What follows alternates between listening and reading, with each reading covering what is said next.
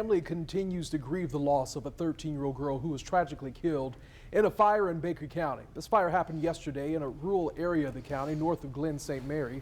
On your side is Riley Phillips. She's live tonight from Baker County after speaking with leaders about the challenges first responders face when responding to calls, Riley, where there is limited cell service.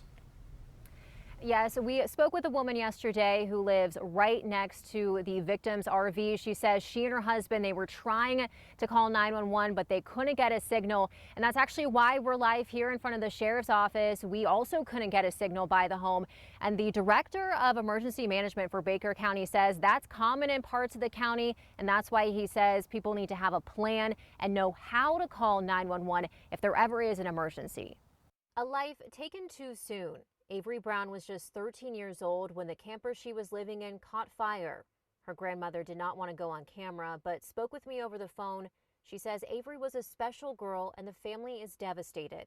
According to the Baker County Fire Department, this is the 5th fire death in 55 days, and a space heater is likely what started it. We jokingly say sometimes you need to know where, either if it's you can't call from the inside of your house, where you go outside and actually step to make the phone call. The home was in a rural part of Baker County with limited cell service. John Blanchard, the director of emergency management for Baker County, says this is one of the challenges his office faces. If you don't have access, you need to figure out what that access will be when you need it and come up with that plan, even if it's friends, families, or neighbors. Blanchard says people who don't have cell service at their homes should have another way to call 911, like a landline, but not everyone can afford phone service or internet.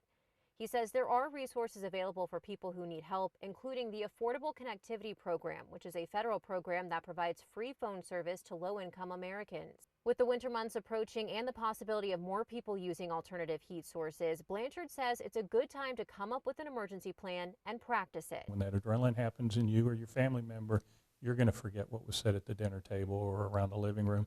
So you need to take a moment, especially with small children, and practice it, so at least they have some type of idea when it happens.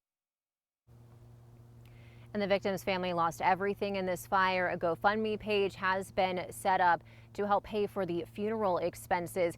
The director of emergency management also tells me his office is teaming up with the Red Cross to install free smoke alarms throughout homes throughout the county. He says a working smoke alarm should also be part of your preparedness plan.